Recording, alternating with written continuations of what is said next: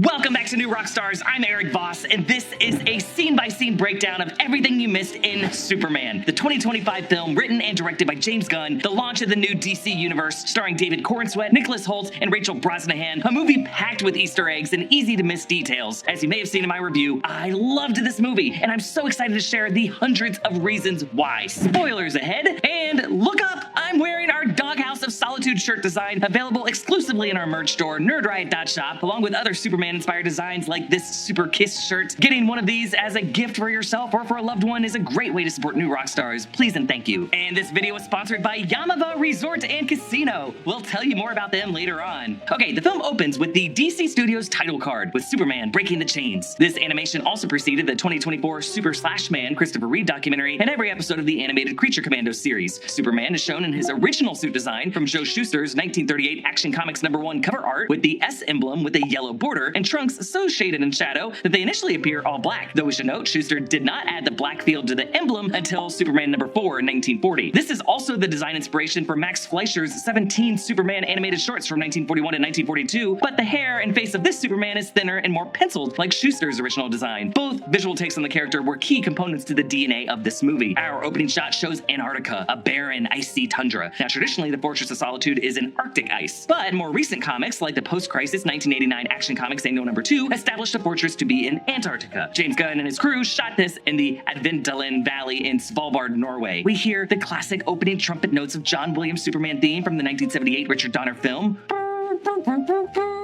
And even Richard Donner said that he edited that film in a way so that the score sounded like it was enunciating the words Superman! So by resampling those notes here, James Gunn and composer John Murphy want to put that name in our heads. But then John Murphy's music does something interesting. It transposes John Williams' theme to an electric guitar. Dun, dun, dun, dun, dun, dun. Normally, John Williams' anthem is performed in C major, but John Murphy decides to go with D major instead. Why does he do that? Well, this might be because D major is also the same key as Harold Faltermeyer's electric guitar solo from the Top Gun anthem.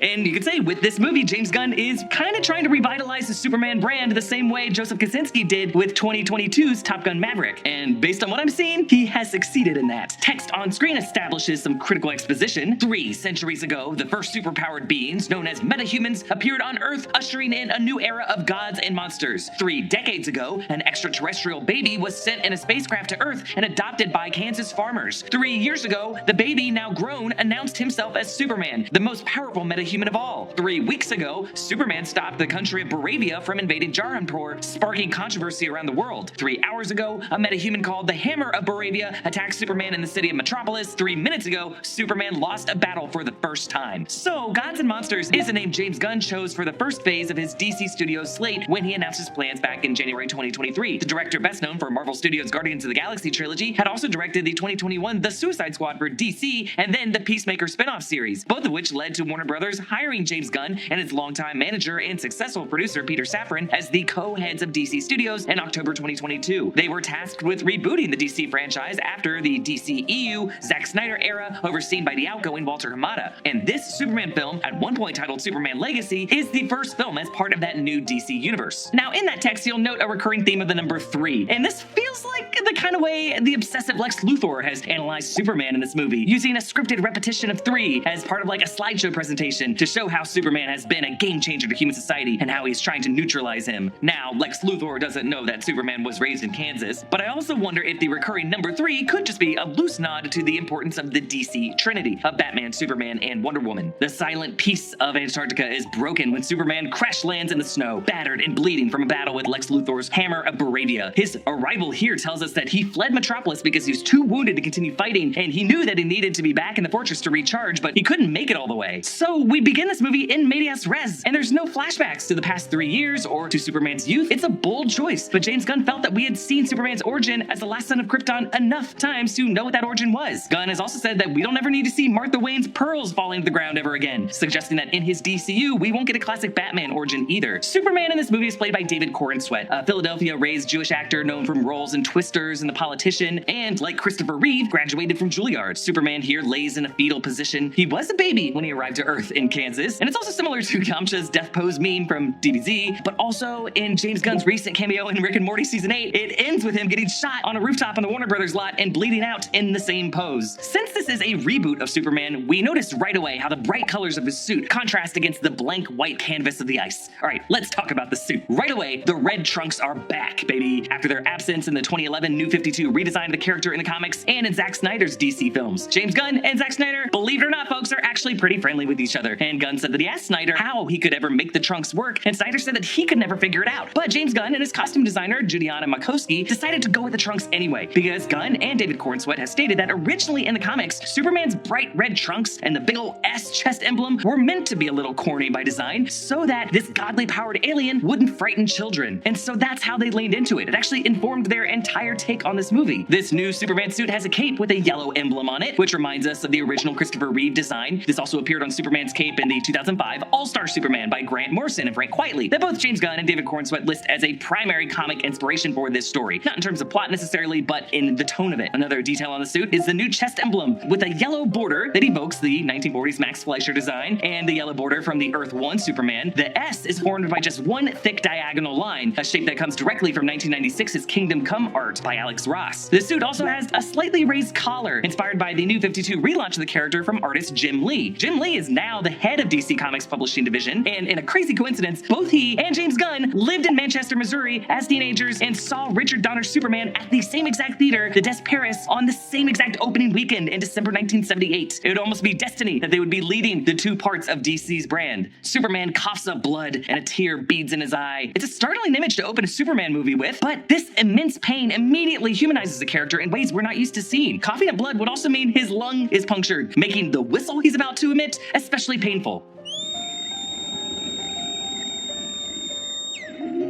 In the distance, snow powder kicks up, and here comes Krypto. Krypto, aka Superdog, first appeared as a companion to Superboy in Adventure Comics number 210 in March 1955. See, the planet Krypton actually has parallel evolution, resulting in dogs, cats, birds, and simians, and Krypto was a canine companion to the toddler Kal-El on his home planet. Zor-El sent out Krypto first as a test pilot in a prototype rocket before they sent out Kal-El, and Krypto's rocket was knocked off course for years until eventually landing on Earth to be reunited with a teenage Superboy. Now, in the 1980s, DC wiped Krypto from their main continuity in an effort to make a more grounded Superman, but the dog remains a beloved figure and proudly returned in recent comics, and so he shows up here. Now, Krypto has advanced smell and advanced hearing, so Superman's whistle can reach Krypto from any place on Earth. Krypto also has human-level intelligence, with his thoughts being represented via speech balloons. James Gunn based Krypto's behavior in this movie on his rescue dog Ozu. Ozu destroyed Gunn's home and his shoes, his furniture, a laptop, but he's still a good, sweet pup. Over the years, Krypto is usually depicted as a white dog of generic pedigree, but for the visual reference, they use this dog named Jolene. Gunn's VFX team used a similar process on what they used for Rocket Raccoon in the Guardians of the Galaxy movies. A real animal reference used for some takes, but for close-ups, an impressive VFX render. Like, the VFX on Krypto in this movie are seamless. Krypto looks so good. Krypto wears a yellow collar with a Superman shield emblem medallion. This collar holds up Krypto's red cape, which stays perfectly draped on Krypto's back, more than any cape actually would on any dog. But Kryptonian fabric does defy Earth's gravity in unusual ways, and it is a movie. It does look better this way. Krypto pounces the crap out of Superman,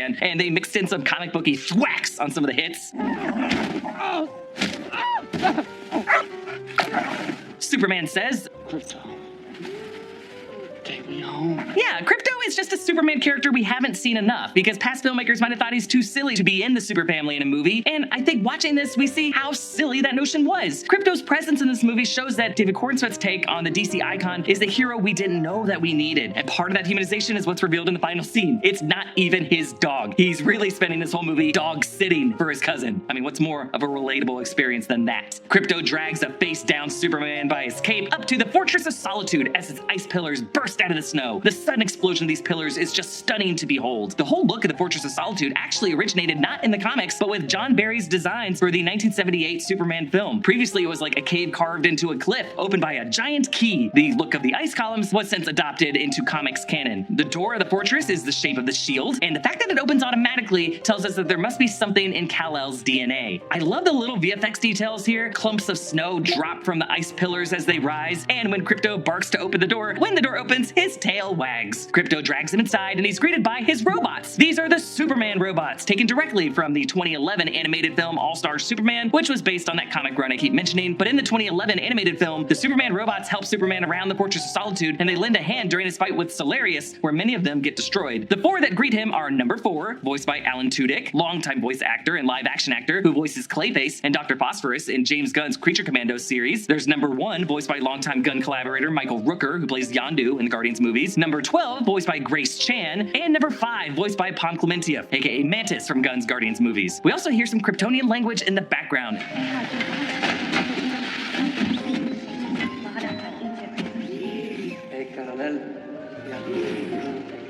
And as we see, these are the voices of Kal-El's birth parents from Krypton. His father, Zor-El, played by Bradley Cooper, another Guardians actor returning, and Lara Lorvan, played by Angela Sarafian, who played Clementine in Westworld. In past Superman stories, the Kryptonian language is made to sound like English, but here, James Gunn uses new extraterrestrial linguistics for the alien culture. This serves an important plot point later as Lex and the engineer decipher the translation, but also underscores what James Gunn has said about this movie being an immigrant story. Superman comes from a place where people speak a different language. Number 4 says he put on this recorded message from his parents to soothe Superman, but since it was damaged in transit from Krypton, the message glitches and gets cut off. At the end of this movie, Superman will be soothed by recordings of love from his true parents. But this part of the message translates to, "We love you more than heaven, our son. We love you more than land. Our beloved home will soon be gone forever. But hope vitalizes our hearts, and that hope is you, Kal-El. We have searched the universe for a home where you can do the most good and live out Krypton's truth, and that place is Earth." And the rest is cut off. And I love the phrase, "We love you more than land," because it suggests that their word for Krypton is just like what translates to land. And the way that in certain cosmic stories, the word for Earth is Terra, which is like a derivative of our word for land. They do a medical report, realizing he has 14 fractured bones. Number 5 says he has damage to his kidneys, his bladder, his large intestines, and yes, his lungs. Now, since Superman draws his power from our yellow sun, the robots use a magnifying device to amplify solar radiation and focus it on him, and we hear those bones and organs shifting and setting during the rapid healing process, which, yeah, must be quite painful. And I love how the whole Fortress of Solitude rotates during this process to face the sun like a giant sunflower. While Superman is recovering, we see that the engineer, Angela Spica, is hiking through the snow to locate the fortress. So the only reason the Hammer of Bravia and Lex allowed Superman to retreat was so that they could find out where the fortress was, so that they could later mine this fortress for Superman's embarrassing secrets. The engineer in this movie is played by Maria Gabriela de Faria. The engineer is a character from DC Comics with a shape-shifting metallic body. In this movie, the character has been injected with nanites that allows her this ability. She works for Lex Luthor, and de Faria has actually implied a kind of work-wife sexual energy between the two, but that was really just how she played it. Superman, now recharged to 83%, argues with the robots over letting Krypto wreck the place. He makes the pups stay behind as he blasts off right back into the fight. Now, this movie doesn't make us wait too long to get into the flight imagery, and it really delivers. James Gunn partnered once again with cinematographer Henry Bram, who also shot Guardians of the Galaxy Volume 3 and The Suicide Squad, and in this movie is using a combination of the Leica Tri-Elmar lens, which allows in-shot shifting among 3 focal lengths of 16mm, 18mm, and 21mm. He paired this lens with the Red V Raptor, which is a large format cinema camera. Bram also is using a Stabilize Nano, which was really devised for his work in 2021's The Suicide Squad, but an earlier version of Stabilize was used in Sam Mendes' 1917. So really, this is what gives the movement such a smooth fluidity, and the lens allows for intense focus on David Cornsweet's face as he emotes his urgency to get back into the fray. All of these pieces of technology come together to give this Superman film a different look than what we are used to seeing, that some of you cannot help but see as just artificial or rubbery or warped, but others are appreciating as bright, hyper-focused, smooth, and kinetic. Some are also complaining about peripheral stretching on like Superman's boot in the preceding scene to try to claim this is all AI or VFX mistakes. No! Gunn's mission is to emphasize the surreal and the fantastical. It isn't just in the dialogue and the costuming, it's in the technology he uses to compose these shots. It's meant to feel like a comic book come to life. Now, since James Gunn had the high bar of the 1978 movie's tagline of "You will believe a man can fly," and all the groundbreaking special effects that Richard Donner's team to make us believe that Christopher Reeve was actually flying, James Gunn could not let the flying in this movie look bad, and he said that one of his mistakes when he was shooting Adam Warlock's flying this way in Guardians Volume 3 is that it was hard to show the impact of the air on the face when they're flying at super speeds. So with this movie, they did do a little VFX animation on David Cornsweet's hair to better sell the fact that he was flying. Superman flies past the camera, and his chest emblem fills the screen, giving this movie its title logo. Back in Metropolis, the Hammer of Bravia declares to innocent civilians that the country of Bravia Boravia will not allow Superman to interfere in its affairs. So Boravia was first mentioned as a fictional European monarchy in the DC world, consumed in a civil war all the way back in Superman number 2 in 1939. In this film, that is in an armed conflict with another country, Jarhanpur. So Jarhanpur comes from Justice League America number 62 in 2002, a country ruled by hereditary ruler Rama Khan with roots 3,000 years back and connections to Atlantis and Aquaman. In recent weeks before the events of this movie, Boravia moved to invade Jarhanpur, and Superman interfered with that, which has led Lex Luthor to partner with the leader of Boravia, President Gurkos, into this ploy of dressing up Ultraman as the Hammer of Boravia and making it seem like Superman's interference had a blowback effect on everyday Americans in Metropolis. Since it is Ultraman under that armor and a Superman clone, he has the same heat vision that Superman does. He uses this heat vision to attack an office building, and if you look closely in this conference room, it's a pitch meeting for an advertisement for Choco's Cookies. That's the in-universe DC Oreo equivalent. That's the favorite cookie of Martian Manhunter. You can see their logo on the screen on the far left, and the wall is covered in giant sandwich cookies dancing in a wave of milk, and the creative exec has a pointer pitching storyboard art for a commercial where apparently a Choco cookie rises like a sun or maybe forms a solar eclipse, and you can see slogans like Taste of Happiness, and they all have bottles of milk that they're using for taste tests. Seems like part of this meeting is to try to get the alien Martian Manhunter to be the spokesman for this solar campaign. Now, everything the Hammer Boravia does and says is pre-scripted and played from a command center in Luthor Corp Tower. James Gunn calls the company Luthor Corp in this movie and not LexCorp as a deliberate nod to it being Luthor Corp in the Smallville series, and how that opens up a possible future storyline for us to meet a Lionel Luthor in the DCU. As we saw in JLA Comics from 2003, Lex's company building has 2 towers, both in the shape of L's back to back, with this central bridge that we will see later is capable of popping out as its own floating structure. For the city of Metropolis, James Gunn shot in Cleveland, Ohio, which is an important city to the history of Superman as the hometown of co-creator Jerry Siegel. And Cleveland partly inspired parts of Metropolis, though it was also believed to be based partly on Joe Shuster's hometown of Toronto. Several of the iconic parts of the Cleveland skyline are visible throughout the film, but this city has been augmented with several taller skyscrapers. Lex Luthor in this film is played by Nicholas Hoult, who played the later version of Hank McCoy, Beast in Fox's X-Men films. As we've seen in big screen takes on Lex Luthor by Gene Hackman, Kevin Spacey, Jesse Eisenberg, and pretty good small screen takes by Michael Rosenbaum and John Cryer, Nicholas Hoult plays him as a maniacal tech bro, whom James Gunn said was based on one particular page of a prison swole Lex from All-Star Superman. In this command center, all of Lex's minions are names from the comics. Sarah Sampaio plays Eve Tessmacher, Lex's assistant, and a character who was originally created for the 1978 film, where she was played by Valerie Perrine, and then the character was later added to the comics and other series. She times a selfie perfectly with the hammer throwing Superman down, which is a clue for a key plot point later. Eve Tessmacher always gets a perfectly timed selfie that Jimmy Olsen and the Daily Planet staff will use to exonerate Superman. Also in the room is Terrence Rosemore playing Lex's classic henchman, Otis, who, hilariously in the credits of this movie, is given the last name of Berg, making his full name Otis Berg,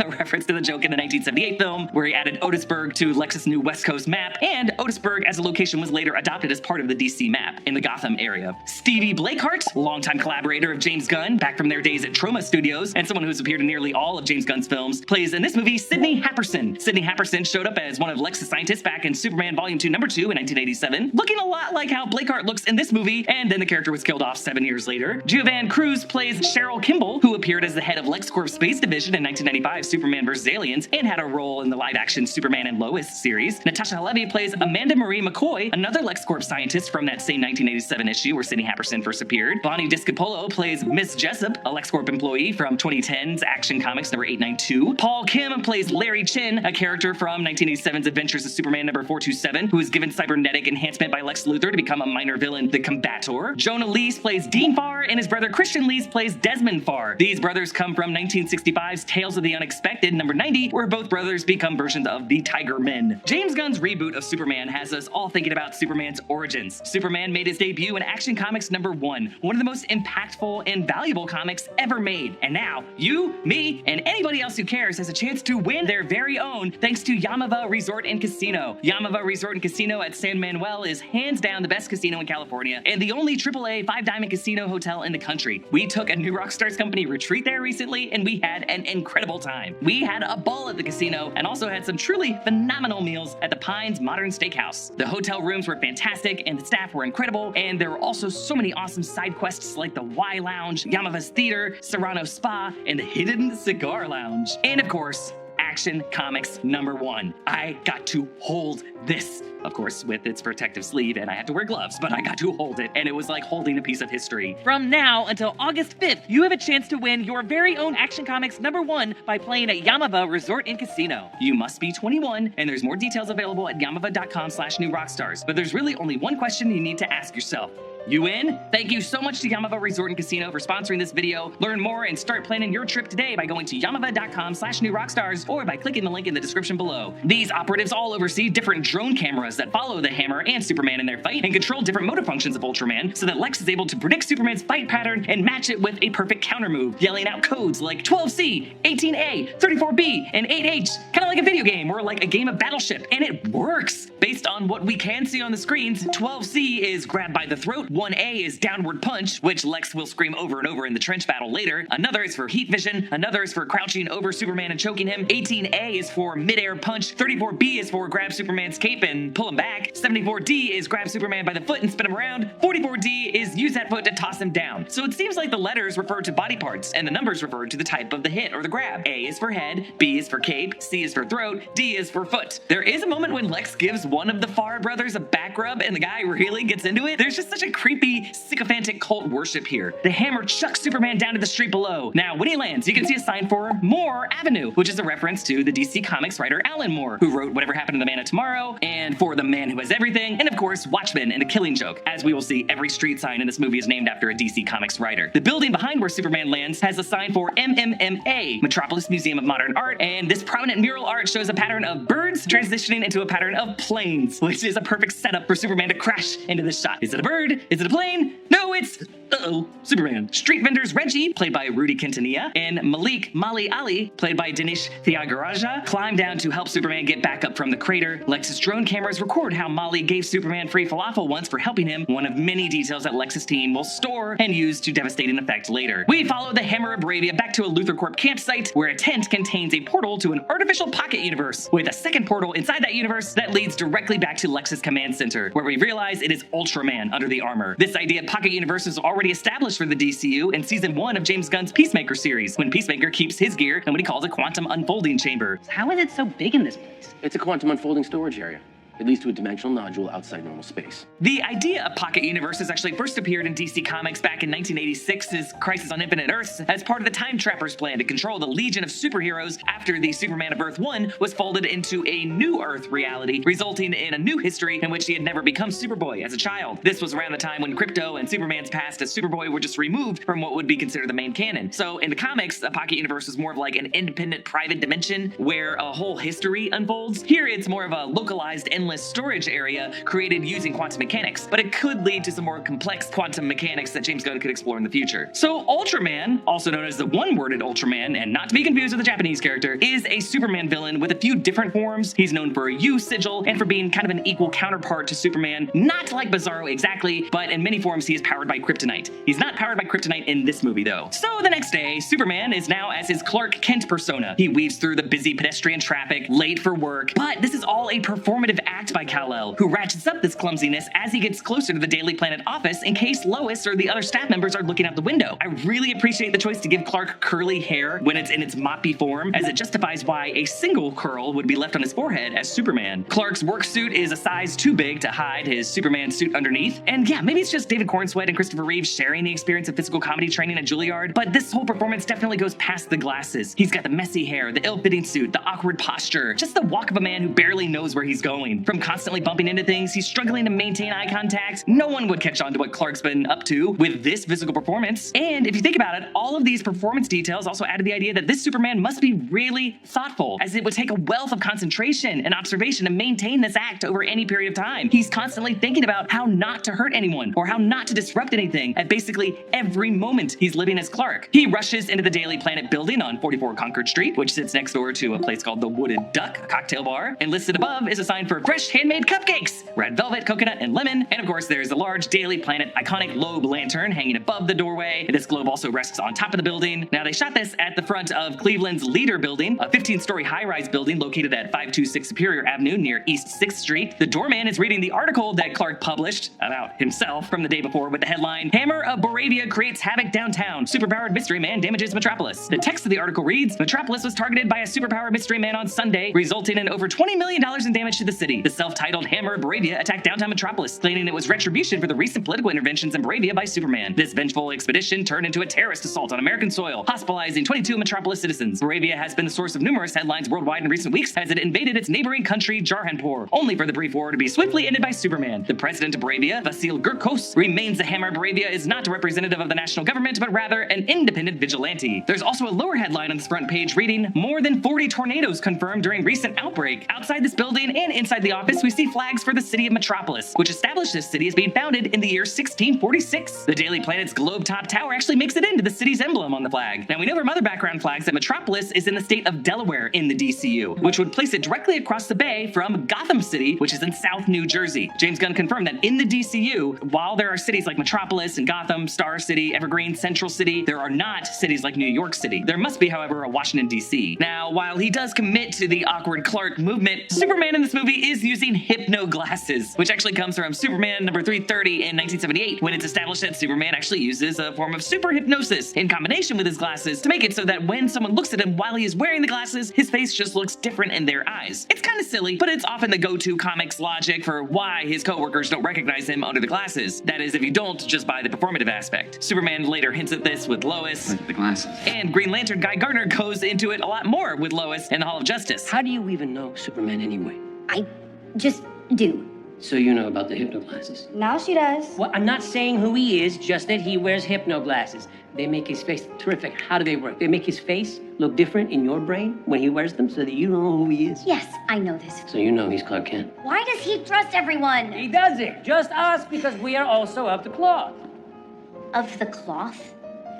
So it's not clear if this is Superman's own Kryptonian tech via the robots plus part of his powers, or by Guy asking Mr. Terrific this if Mr. Terrific helped build these for Superman. But when you watch Cornsweet enter the Daily Planet, notice how the glasses do droop on his nose as he doesn't need them to see, and he tilts his head down to avoid eye contact when he passes his boss Perry White. Editor-in-Chief Perry White is played by Wendell Pierce from The Wire, and played a role as a congressman in Marvel Studios' Thunderbolts this summer. With the cigar in his mouth, he turns and gives Clark a look that matches the look he gives Superman at the end of the movie, like he's so keen of a journalist that no hypno glasses will fool Chief. The coffee that Clark carries is from Jitters Coffee. Jitters, or CC Jitters, is a coffee shop in the DC universe known as a stop favored by The Flash in Central City. In the news bullpen, there's a broadcast from News Network Sphere with comedian Michael Ian Black playing a pundit host named Clevis Thornwaite, complaining about Superman getting involved in international policy. When James Gunn started shooting the film in early July 2024, Michael Ian Black tweeted James Gunn asking if he could be in the movie, and I guess James Gunn got back to him saying sure. Clark first passed his sports columnist Steve Lombard, played by Beck Bennett. The character of Steve Lombard was based partly on Ted Baxter from The Mary Tyler Moore Show, with his physical appearance based on Broadway Joe Namath, which Bennett evokes here with that thick mustache. While Steve mocks Clark for using too many adverbs, he is a total Superman stan. He wears a Superman lapel pin. In the photos over his desk, there are numerous images of Superman among the sports photos, including the iconic Superman for Tomorrow issue by Jim Lee, showing Superman with his leg perched on a gargoyle. Clark gets a call from his foster parents, Martha Ma Kent, played by Neva Howell, and Jonathan Pa Kent, played by Pruitt Taylor Vince. Yes, Jonathan Kent is still alive, despite many of you perhaps assuming that his death was a major canon event from the 1978 film and 2013's Man of Steel. In the original comics, both the Kents die right after Clark graduates high school, but in the post-crisis continuity, starting with John Byrne's run in 1986, both parents were alive well into Superman's adulthood. This was until Brainiac kills Jonathan Kent in Action Comics 870 in 2008. Then in the New 52 reboot started in 2011, the Kents were killed by a drunk driver after dropping off Clark at prom. Years later, that was revealed to be Dr. Manhattan meddling to see how Clark would turn out without their guidance. Finally, in the DC Rebirth continuity since 2019, they have been alive and well again. The way the edit cuts off Beck Bennett as he shouts, "Ma!"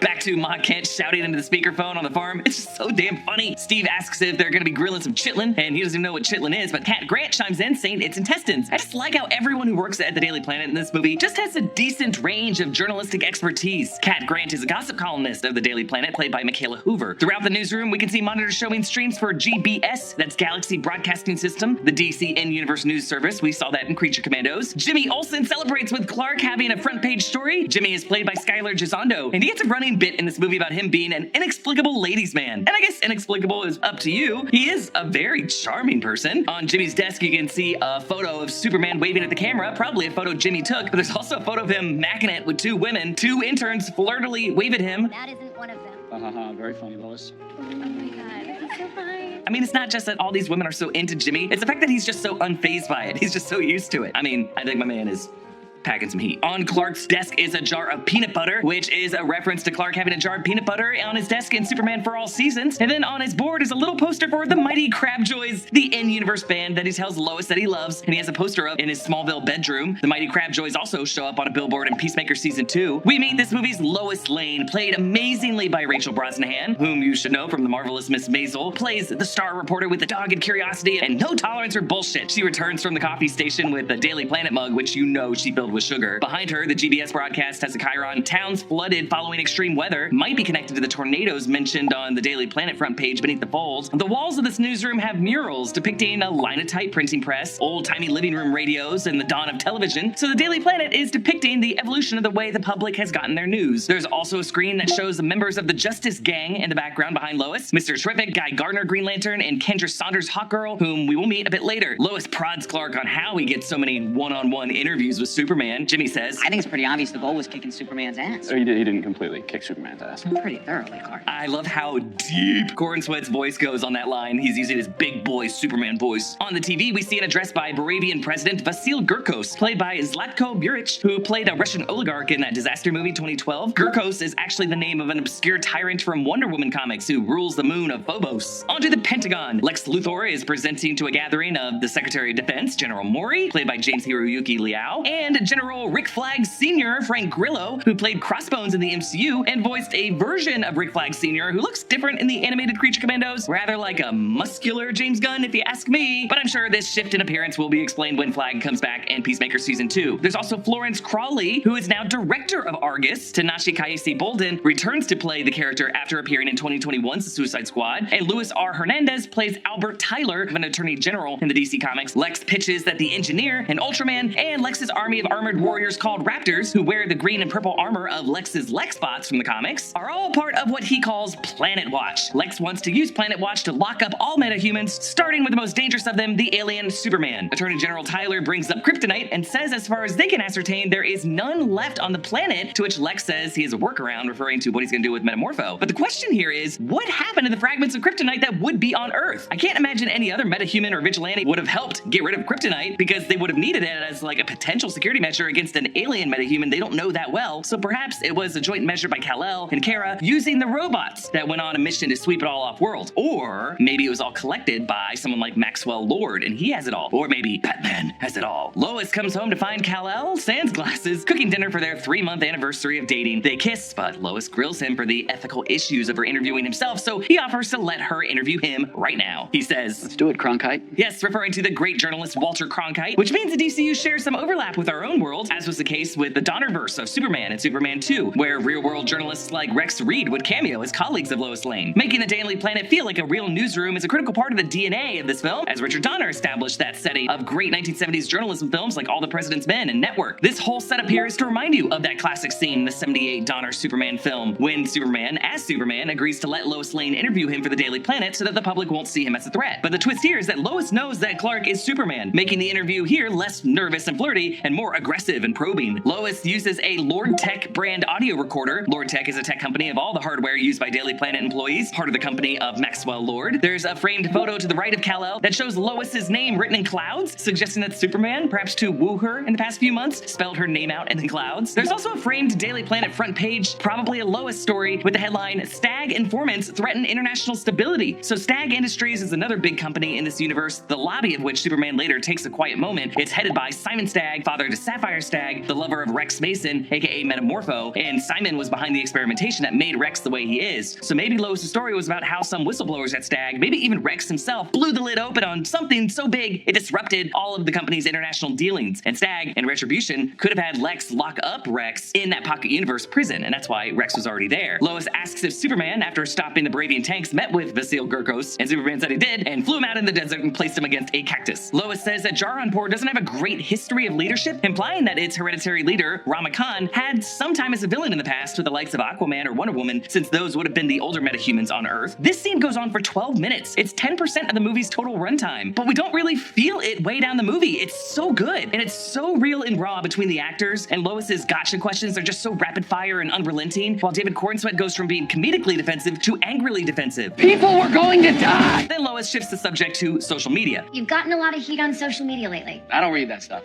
Superman doesn't have time for selfies. Superman won't say where his cradle ship crash landed because Smallville, Kansas would help any of his enemies find his parents' farm. Since they've only been dating for 3 months, it seems like Lois doesn't even know about Smallville, because when she meets his parents later on, that's the first time they meet. We also learn how Superman is particularly triggered by the hashtag #supershit. We later see that was written by Lex's monkeys. James Gunn's history with social media definitely plays a role in this movie. From 2007 to 2012, James Gunn had a reputation as like kind of a punk rock, horror filmmaker, provocateur on social media, who would often make very inappropriate jokes. He stopped doing this around 2012. He apologized for it, but then in the summer of 2018, James Gunn came under new fire from alt-right trolls for James Gunn's political posts, and those accounts dragged up his past tweets, which then led to him being fired by Disney and removed as director of Marvel Studios' Guardians of the Galaxy Volume 3. This was very premature, as it was a politically targeted attack for things that James Gunn had since apologized for, behavior that James Gunn had since corrected. So this firing was followed by an outpouring of support by Gunn's collaborators, including a signed letter by the entire cast of the Guardians films. Chris Pratt and Zoe Saldana even went in person to Marvel and Disney begging them to reconsider, but Disney held firm. And in that gap period, Toby Emmerich at Warner Brothers, who worked out in the same gym right next to Peter Safran, would turn over to Peter Safran and go, "James Gunn,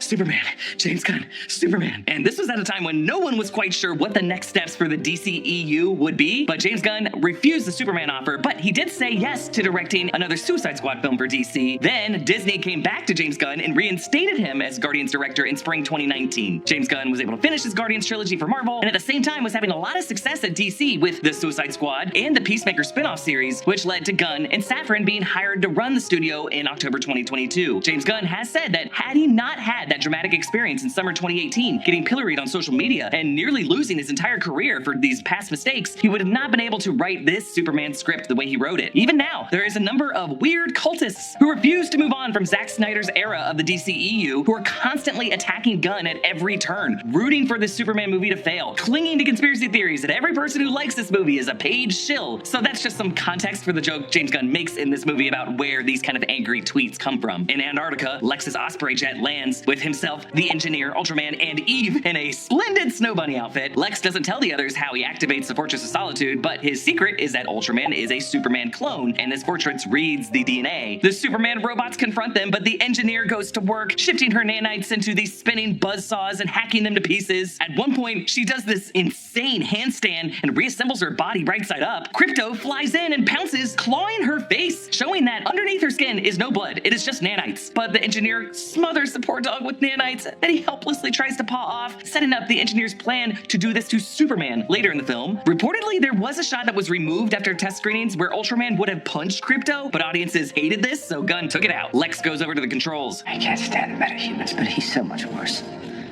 Superman.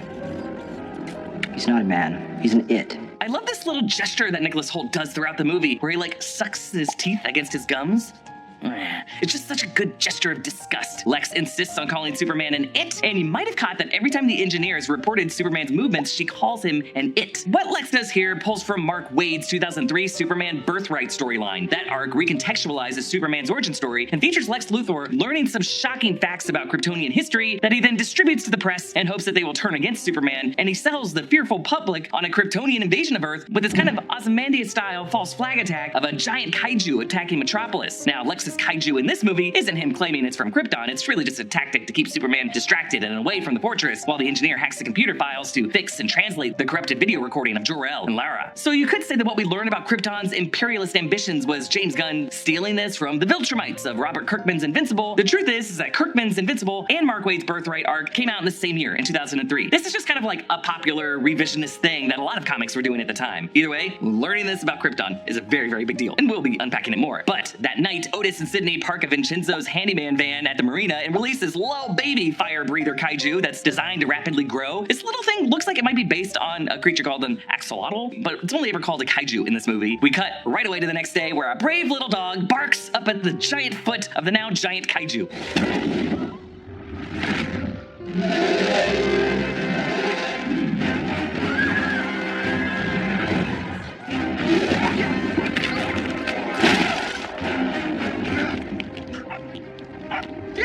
Get out of here!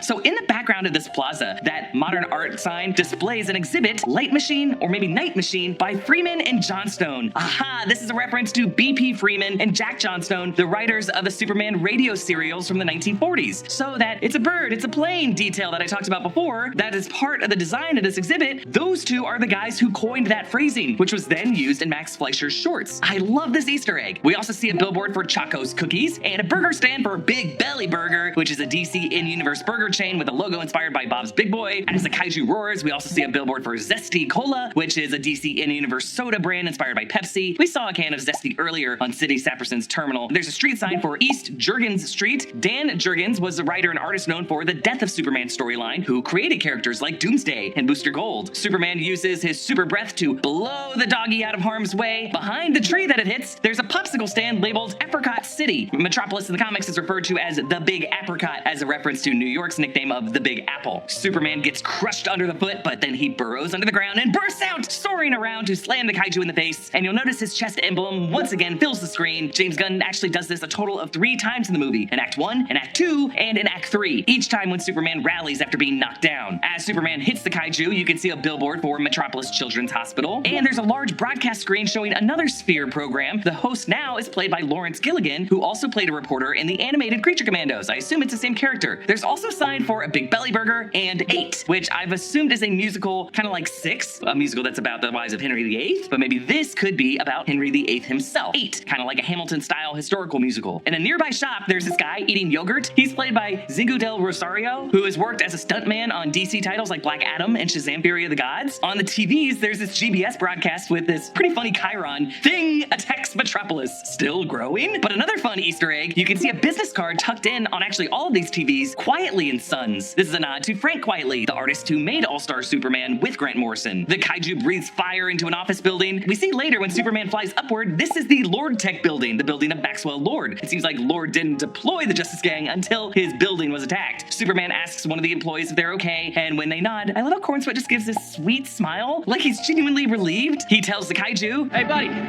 eyes up here. I love it! He flies so fast the camera can't even keep up with him and follows him up into the sun, blinding us and blinding the kaiju so that this beast won't see him when he drops back down to whack him. Superman then has to save a fleeing woman from getting crushed and tells her to take deep breaths, smiling again to reassure her. I just love how throughout this battle, his priority is keeping everyone from getting hurt. Everyone, even the thing he's trying to bring down. This mission gets complicated when the Justice Gang arrives, starting with longtime James Gunn collaborator, starting from 2006's Slither, Nathan Fillion, playing Green Lantern Guy Gardner with his classic bowl cut from the comics, Isabella Merced as Hawkgirl, Kendra Saunders with her wings and her mace, Eddie Gathegi as Mr. Terrific, Michael Holt with his floating chair and his T-spheres. Let's take them one by one. Kendra Saunders was a 1999 reintroduction of the Hawkgirl hero as a young Hispanic woman, later clarified to be Cuban, who had taken her own life. When Kendra's soul left her body, the soul of her great aunt, her grandfather's first cousin, Shira Hall, the Hawkgirl of the DC Golden Age, that soul entered Kendra's body, making Kendra what's called a walk-in. Originally, this era of Hawkgirl wore bandages on her arms as a reference to the self-harm, and that feature went away, but you do see this movie's Hawkgirl wearing bracers. Her armor and her tech and her mace weapon are made of the Thanagarian nth metal. But the character might be a bit more complex because according to Isabella Merced,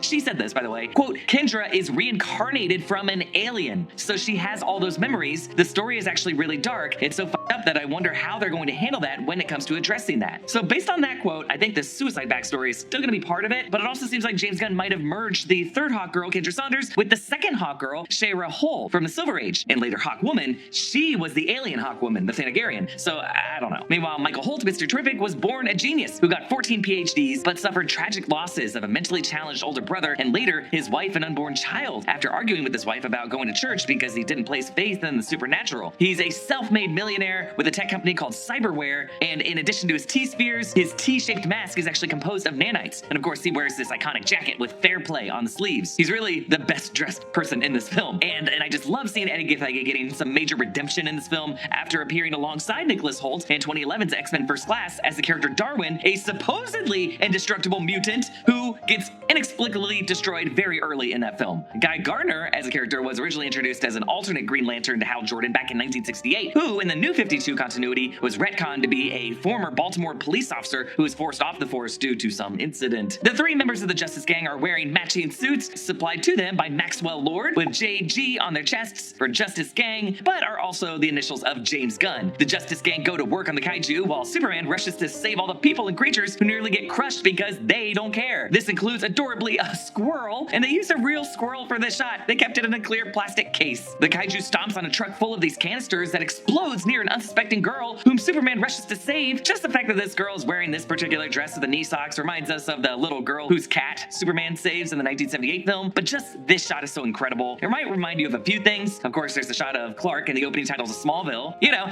somebody say!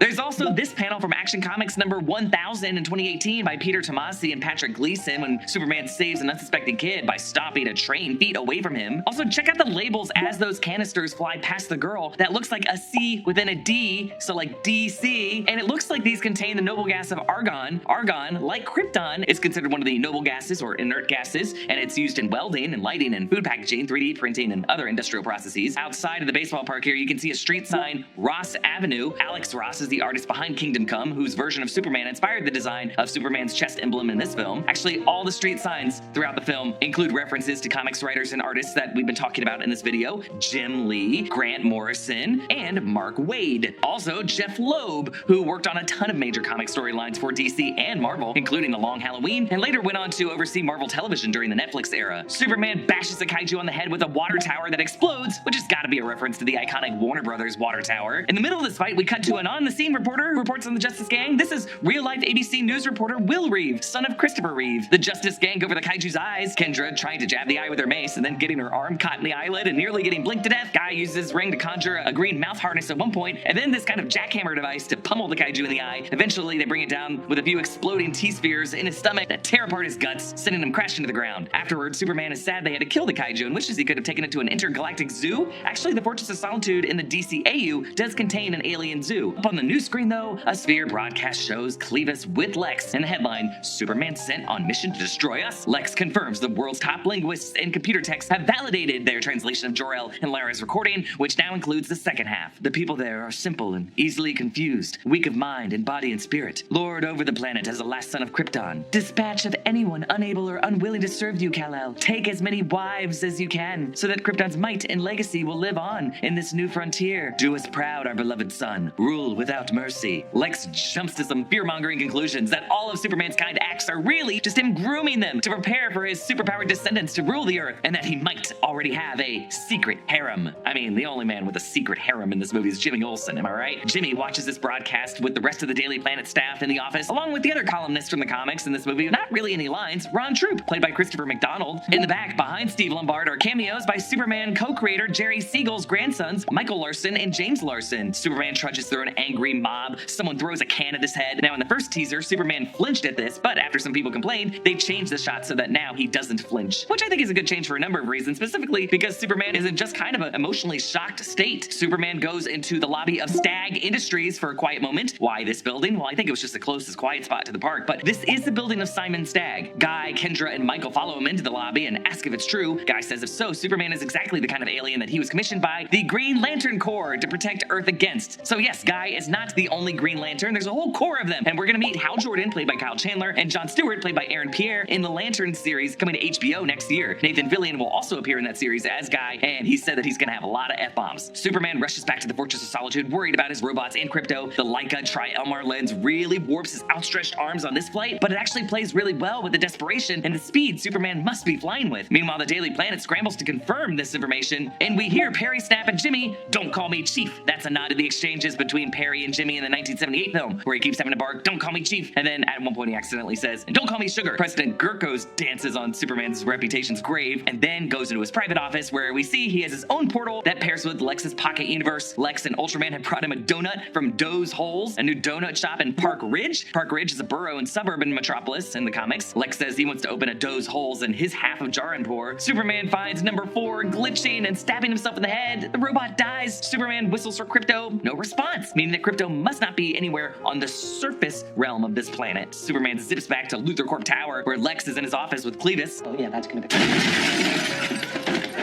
Lex, I tried to stop him. It's fine, Heather. Superman, we finally meet. Would you like a coffee? Where's the dog? Dog? The dog, loser! You took the dog! That's right, you get all of this. Where's the dog? I have no clue what you're talking about. He's just a dog. I don't know what dog you're talking about. Ugly dog in a cape? What did you say?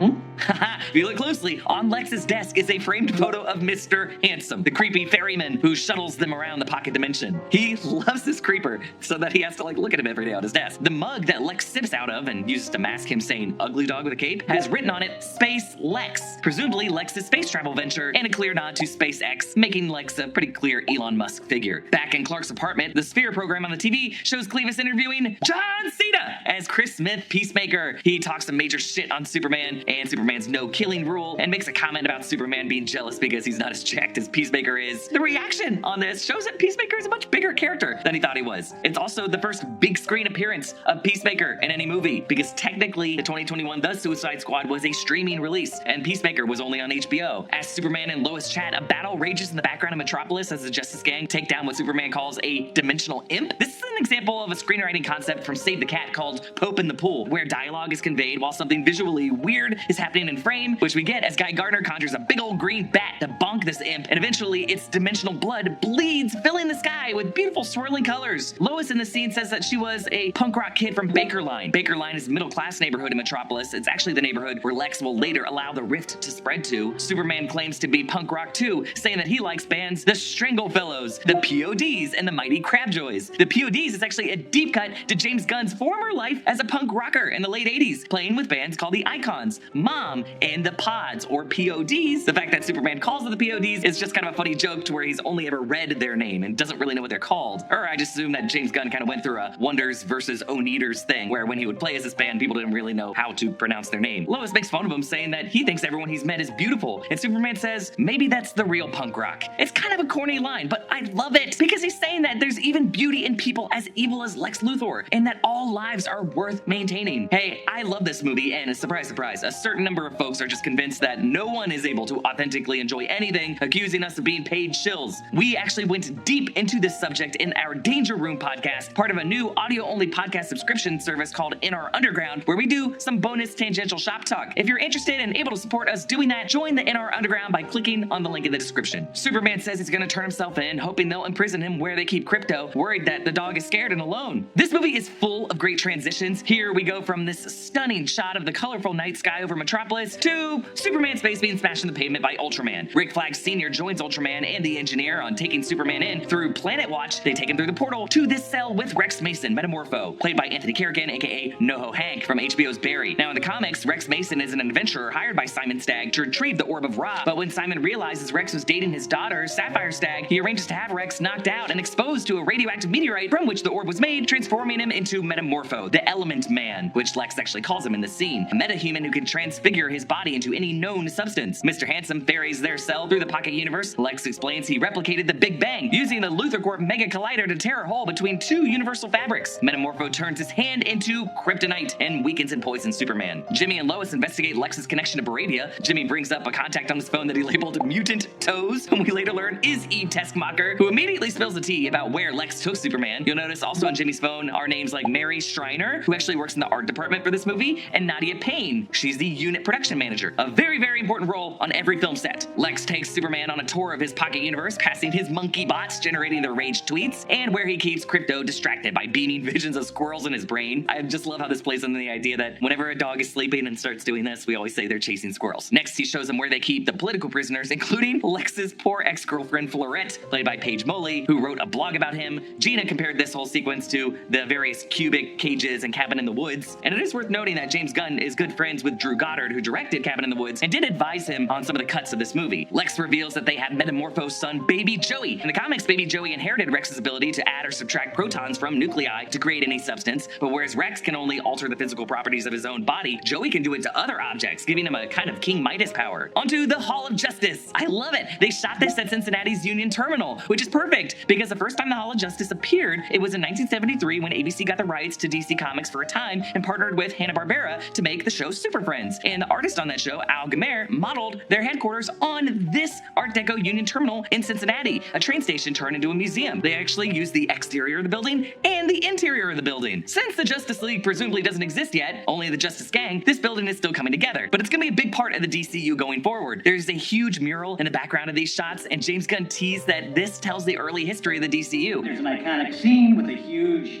mural in the background that tells you the story of metahumans in the DCU, and that's going to be really fun when we release those images to the public. We're gonna break it down properly whenever James Gunn releases a full image of it, because they never show a full shot of it in the scene. But for now, we were able to spot a number of Golden Age DC heroes. You can't make them all out, but the fact even that Golden Age DC hero designs are included at all is just so fun, because it suggests that in the 1940s and 50s of this world, there was an earlier generation of superheroes, part of the Justice Society, that the present generation wants to try to live up to. Just so you know, the original Justice Society of America lineup included Dr. Fate, Hourman, Spectre, the Sandman, Atom, Flash, Green Lantern, and Hawkman. But here are the DC Golden Age heroes that we could make out. On this side, we see Silent Knight. That's Brian Kent from the 6th century of England. He might be on the far side because he would be one of the earliest known heroes historically, well before 300 years ago. I think that's Black Pirate, John Valor, seated beside those barrels. He's from the 16th century. The one who would be on the white horse, who's not in frame, but you see the horse? That could be Golden Arrow. We definitely see the original Jay Garrick, the Flash from 1940 with the red top and the helmet, whom was paid homage to in that very weird sequence in 2023's The Flash. I think standing in front of him might be Aquaman Arthur Curry with the orange top and the green pants, but I can't tell. We also see someone with yellow boots on blue pants. I was wondering if this could be Dr. Fate, who was played by Pierce Brosnan and was the best part of the 2022 Black Adam movie. But then on the other side, we definitely see Wildcat Ted Grant, a former heavyweight boxer who actually first appeared in the same 1942 issue as the original Mr. Terrific. There's a boxing ring behind him, and the one doing the handstand with yellow pants could be the Tarantula, John Law. But then there's this guy on the far right who could also be Kent Nelson, Dr. Fate, but not in his suit. Again, we will break these down once we get a clearer image of them. Kendra reads a Daily Planet newspaper with the headline, US defies Geneva Convention by holding Superman in pocket universe. This tells us that this black hole technology was banned at the Geneva Convention of this world. Assuming Dr. Manhattan will be canon at some point, maybe his own dangerous quantum technology is what caused that ruling. There's also a portrait in the background of this floor where Mr. Terrific, Hawkgirl, and Guy are all posed with Maxwell Lord. The hypno glasses come up in the scene, and there might be something to Mr. Terrific actually helping build them, because we also learned that Mr. Terrific put nanobite trackers in all of their bloodstreams, including Superman. If Superman allowed him to do that, it might mean that they've collaborated a lot in the past. Mr. Terrific takes Lois to Fort Kramer to try to get Superman out. There's a hilarious bit where Michael's garage door opens way too slow. Lex plays a horrifying game of Russian roulette with Molly, the falafel guy, demanding Superman reveal who he's working with on Earth, who raised him as a child, and on the second question, bang,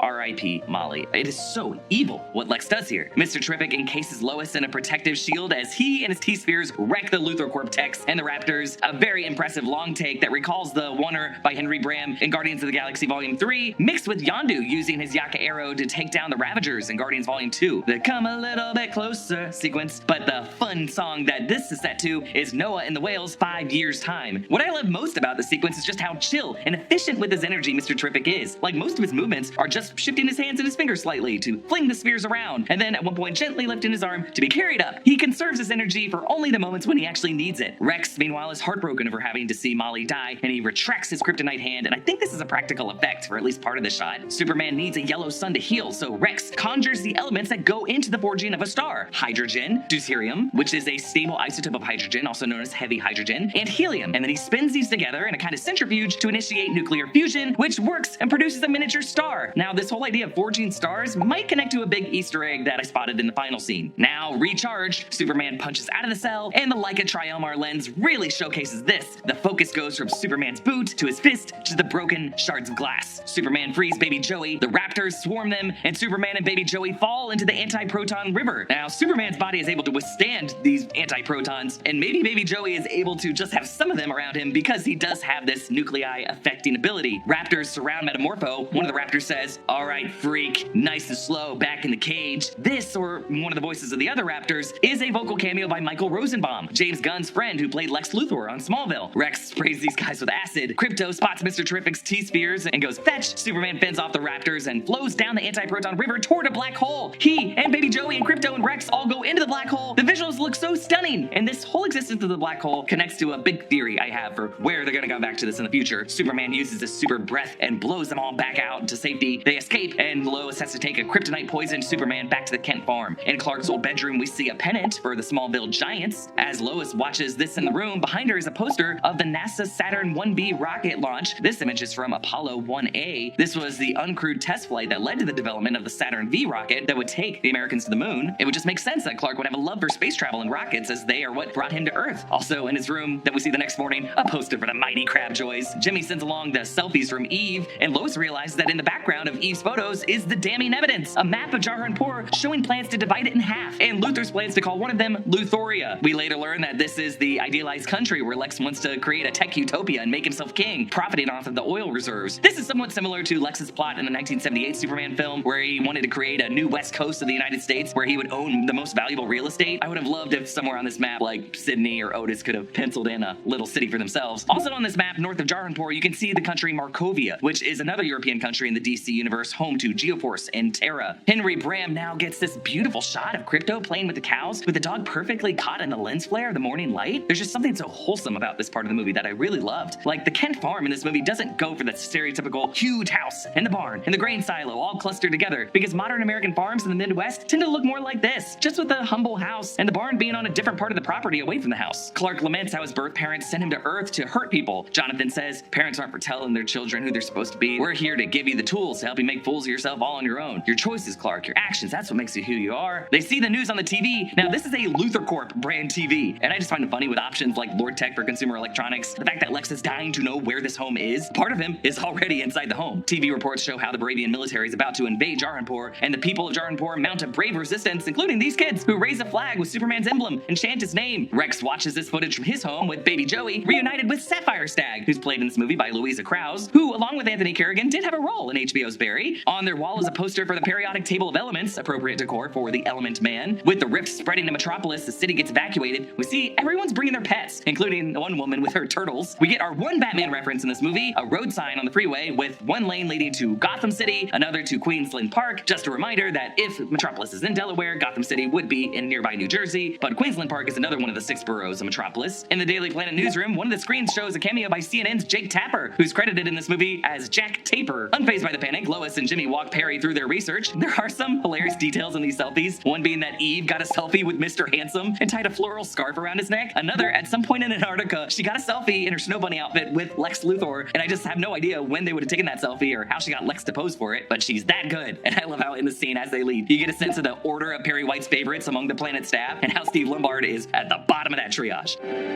Lois, you got that flying saucer deal up on the roof? Yep. Grant, group. Come on. Grab the board, Jimmy. How many does it hold? 5 or 6. 6. Okay. Lombard, you too. Also, I love the joke that Lois couldn't remember if there's 5 or 6 seats in Mr. Terrific's ship, including the pilot seat. So Perry is like, sure, Steve Lombard, you can come along, just for Steve to realize he doesn't have a seat when they actually get in. Buckle up, kids. Why don't I have a seat?